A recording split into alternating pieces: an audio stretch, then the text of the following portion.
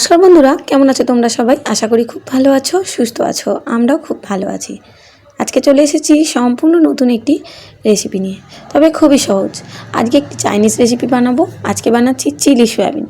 তার জন্য প্রথমেই বেশ কিছুটা জল গরম করে নিয়ে তার মধ্যে পরিমাণ মতো নুন দিয়ে দিলাম সয়াবিন। এরপর সয়াবিনগুলোকে 2 থেকে 3 মিনিট ভালোভাবে ফুটিয়ে নিয়ে এর জল ঝরিয়ে নেব। সয়াবিনগুলো কিন্তু ভালোভাবে নরম হয়ে যাবে এই সময়।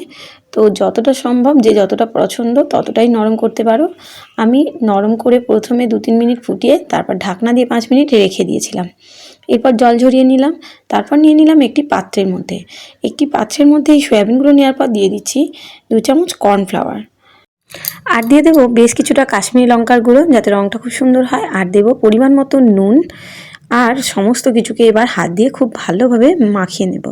সমস্ত কিছুকে খুব ভালোভাবে মাখিয়ে নেওয়ার পর যেন মনে হয় যে সয়াবিনের ওপর একটা কোডিং তৈরি হয়ে গেছে।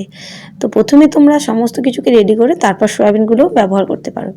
আমি সয়াবিন দেওয়ার পরে সমস্ত কিছু দিলাম। দেখো এটা রেডি হয়ে গেল। এবার কড়াইতে বেশ কিছুটা সাদা তেল দিয়ে দিয়েছি। আর তেল গরম হলে কিছুটা পরিমাণ করে সয়াবিন নিয়ে এর মধ্যে দিয়ে দেব।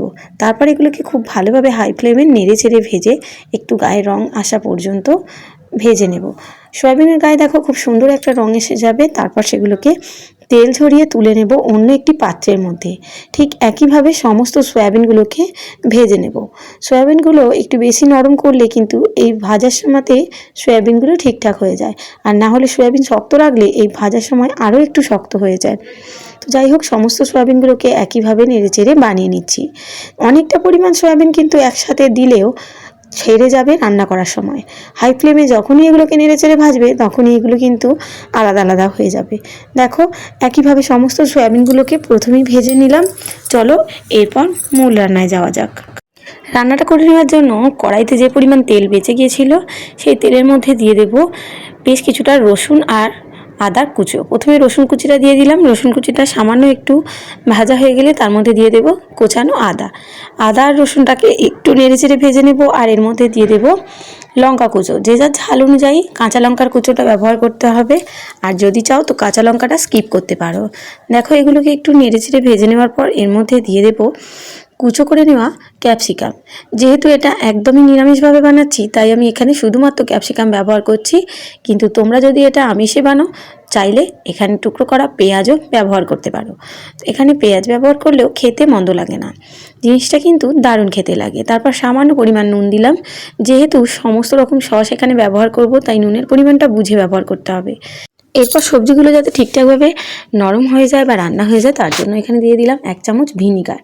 যে কোনো চাইনিজ রান্নায় এই ভিনিগারটা অবশ্যই ব্যবহার করা হয়। তো দেখো সবজিগুলো ভাজা হয়ে গেল। এরপর একে একে 3 রকমের সস দিয়ে দেব। দিয়ে দিলাম টমেটো সস। এখানে 1 চামচ পরিমাণে টমেটো সস ব্যবহার করছি। তারপর দিয়ে দেব 1 চামচ সয়া সস। আর দিয়ে দেব ঝাল অনুযায়ী বুঝে চিলি সস। চিলি সসটা তোমরা তোমাদের পরিমাণ বুঝে দিও অথবা স্কিপও করতে পারো। তারপরে ভালোভাবে সমস্ত কিছুকে নেড়েচেড়ে মিশিয়ে নেব। আর দিয়ে দিচ্ছি সামান্য পরিমাণে জল। তারপর সমস্ত কিছুকে খুব ভালোভাবে নেড়েচেড়ে মিশিয়ে নেব।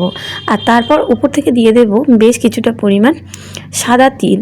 তিলটা কিন্তু শরীরের পক্ষে উপকারী খুবই, তাই এখানে তিলটা ব্যবহার করছি। সয়াবিনও যেমন উপকারী, তিলটাও খুবই উপকারী। সাদা তিল দেওয়ার পরে সমস্ত কিছুকে আবারও পরিমাণ মতো জল দিয়ে খুব ভালোভাবে মিশিয়ে নেব। এরপর এটা খুব ভালোভাবে ফুটে উঠলে ওপর থেকে দিয়ে দেব 1 চামচ কর্নফ্লাওয়ার আর 1 চামচ কাশ্মীরি লঙ্কার গুঁড়ার জল। কাশ্মীরি লঙ্কাটা দিলে রঙটা খুবই সুন্দর হয়। এরপর এই জলটা দিয়ে খুব ভালোভাবে নাড়াচাড়া করে দেবো। এই কর্নফ্লাওয়ার গুঁড়া জল ব্যবহার করলে কিন্তু এই রান্নায় থিকনেসটা খুবই সুন্দর হয়। তারপর ভালোভাবে মিশিয়ে দিয়ে দেবো ভেজে রাখা সয়াবিনগুলোকে দিয়ে ভালোভাবে একবার নাড়াচাড়া করে 2 মিনিট মতো রান্না করে নেব। দেখো তারপরে এটা কতটা সুন্দর গায়ে গায়ে রেডি হয়ে গেছে। নিরামিষ রাইস অথবা পরোটা, রুটি যে কোনো কিছুর সাথে খেতে সয়াবিনের এই রেসিপিটা দারুণ লাগে। ওপর থেকে এটাকে সাদা তিল ছড়িয়ে পরিবেশন করব। এটা কিন্তু অপশনাল। আর সবশেষে দিয়ে দিচ্ছি পরিমাণ মতো একটু চিনি, স্বাদটা যাতে ব্যালেন্স হয় সেই জন্য। চিনিটা দিলে কিন্তু স্বাদটা অনেকটা বাড়িয়ে দেয়। তো যাই হোক, তোমরাও একদিন বাড়িতে বানাও আর জানিও কেমন হয়েছিল। আমার চ্যানেলে নতুন বন্ধু হয়ে থাকলে চ্যানেলটিকে সাবস্ক্রাইব করে পাশে থাকার অনুরোধ করছি। আর সহজ সহজ নিত্য নতুন ভিডিও সবার প্রথমে দেখার জন্য পাশে থাকা বেল নোটিফিকেশনটি অন করে দিও। ফেসবুক থেকে দেখলে পেজটিকে ফলো করে দিও। এতক্ষণ থেকে সম্পূর্ণ ভিডিওটি দেখার জন্য অসংখ্য ধন্যবাদ।